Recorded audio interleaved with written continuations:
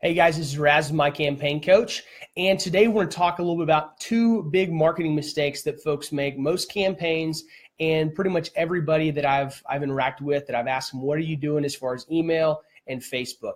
They're really common mistakes, and the only reason I know about them is because I've made them. And right now, after launching the Advanced Candidate course and the free Are You Prepared for Run for Office course, I've realized how much work I've got to do on the marketing side. And we've had our email list. Hopefully you signed up for it and checked this out at mycampaigncoach.com. But it's someplace that I know that we're weak, that we got to get better at in order to engage more people and get our content out there and hopefully help build better candidates. So I've spent a lot of time reading online and researching what are things that people do wrong and how can I do it better. Reading all kinds of guides and blogs, and the list of blogs that I read on a regular basis that focus on marketing is pretty significant. But one of the things I found was that I was being told by a couple people, including Jen Gray of the Leading Liberty podcast that we had on a while back, as I talked to her about Facebook and some of the things that she's doing and how she's taking for-profit, non-campaign marketing ideas and put them to work in campaigns, I was really impressed. And so I decided that's a really awesome idea, and I want to pursue that a little bit more. So she has an awesome cheat sheet that walks you through some really great strategies for using Facebook and integrating a lot of the cool tools like Facebook Pixel and custom audiences, and helps you avoid a lot of great Facebook mistakes that most people make. So I downloaded that cheat sheet and I started working through it, and I'm going to link to her website where you can go and sign up for her email list and get the free cheat sheet. But I basically walked through every step of that, and it's been a huge help. For those of you that don't know, Facebook Pixel is really, it's a cookie effectively that you're able to put on your website to track and see who's going there. And the awesome thing about it is that it communicates with Facebook in order to make sure that you know who's going to your website and where are they going. So it's like Google Analytics, but it makes the Facebook ads platform so much more powerful. So for instance, instead of just doing a Facebook ad and saying, I want to put this ad up for everybody that likes Ted Cruz and talks about campaigns and has an iPhone, which are all things that you can do via Facebook ads. It lets me go on there and say, look, I want to communicate with anybody who's been to my website in the last 180 days. Or I can even put an event notification on there for when they go to a specific page on my website, so that if I'm trying to get them to go to complete a sign-up process and sign up for my email, I can target just people who have gone and bought a course, or maybe they went halfway through, so there's that checkout page, and so they went halfway through and actually but didn't complete the process. So for a campaign application, that might look like on the checkout page, you want to see everybody that visits that checkout page, but that doesn't go on and complete the process. So you could even work out it's very easy to do, but it's a pretty sophisticated sales funnel, because those people that say they want to donate but don't actually do that, those folks that didn't have their credit card in their pocket at the time, I would like to be able to go back to those folks and try to re-engage with them, because they've already shown a propensity to support me and want to give money. So I'm going to have a link here to that Facebook cheat sheet. I recommend you go through it. It walks you through things not to do, like not using the boost post feature, but making custom audiences and targeting your ads, figuring out what your real avatar is for the people that you're looking to communicate with, and how you work through and figure that out. The second side is on email. So we work with ConvertKit as the email platform. A lot of people use MailChimp or others that are out there. There are a ton.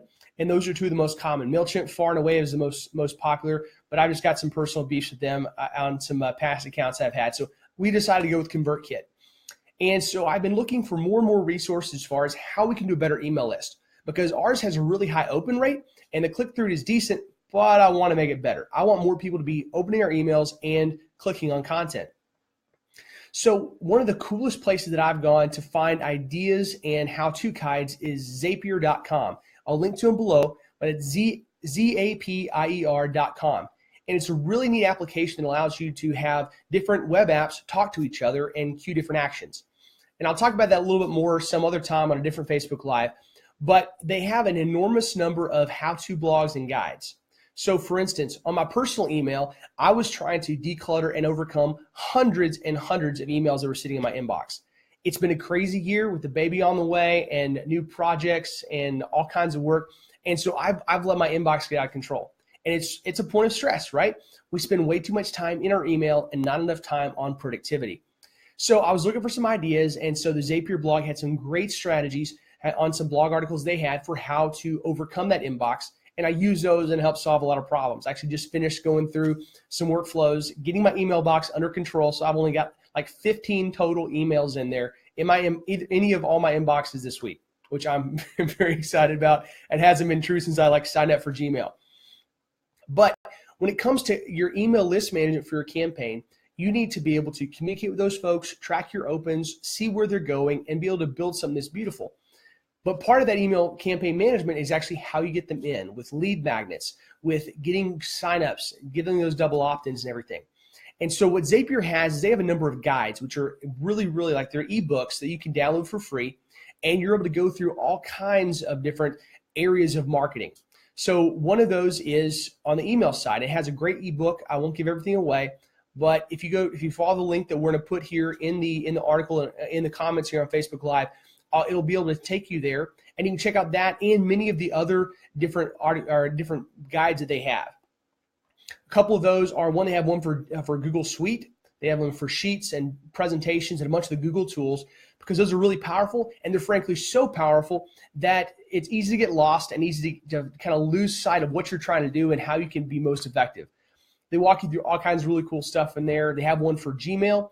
They have them all over the place for marketing and sales funnels. And I think that by using some of those resources, you can come up with some actual sales funnels for your website. That's something that Jen talked about in our podcast episode from a few weeks back with her. And I think it's being underutilized by a whole lot of campaigns right now. Too often people assume they're going to come to our website, they're going to sign up for our email list because there's a little red button there that says to sign up for updates. And that's all. And then we got to send out an email asking them for money. But that's not really the case, right? That's not how it works in any for-profit circumstance. And that's not how we should assume it's going to work for campaigns. With a little bit of preparatory work, you can set up some very easy email systems. I know in ConvertKit, you can have a sequence set up to where when anybody signs up through a specific sign-up page, they get a specific set of emails delivered over whatever period of time you want.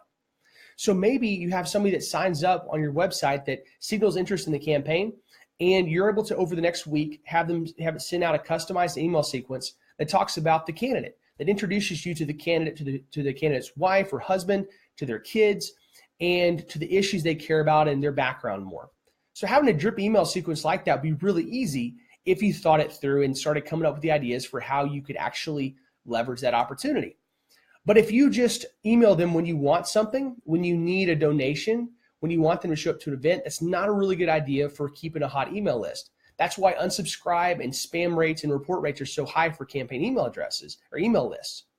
So those two marketing mistakes you want to avoid is not using Facebook right by engaging the pixel and using those targeted audiences. And the cheat sheet that I'm going to give you for Jen Gray, that's going to walk you through how to avoid that mistake. And the second is not doing your email marketing right by not having those systems in place to be able to engage your people, engage the folks that you want to have be supporting you. And I'm going to link to the Zapier guide as well, so you can download that and start reading some of their recommendations on how to build a strong campaign email system. I also would recommend checking out their other guides as well. They got some great guides and blogs, and I read it all the time. Thank you guys for tuning into this Facebook Live. We'll be back later this week. By the way, I want to give you a quick shout though. We just launched today my interview. I did one with Jen on her podcast, and we rebroadcast it on the How to Run for Office podcast because I haven't got a chance to talk to you guys in that format before. I've done 40 episodes. This was episode 40 on the podcast, and I have yet to actually have a chance to be interviewed on there. So many people that have been listening to us, thousands of them over the last several months, have got to hear me interview folks, but don't know my story. And I think that that's hopefully one that you'll learn from. And I definitely enjoyed sharing that. So that's one. Two is we just put up the Are You Prepared to Run for Office free 1-hour course online. You can go to mycampaigncoach.com to link through, or go directly to learn.mycampaigncoach.com to see those courses. But we have it up there in addition to the Advanced Candidate course, which is our paid course for candidates. We have a free one that lets in 1 hour, you walk through with me on video, see my pretty face. You get to see what are these questions that I need to ask before I run for office. You get to find out what your answers are going to be. And then you'll know at that point, are you prepared? And if not, where do I need to improve in order to get ready to make my run? I hope you guys have a wonderful week, and we'll talk to you all again very soon.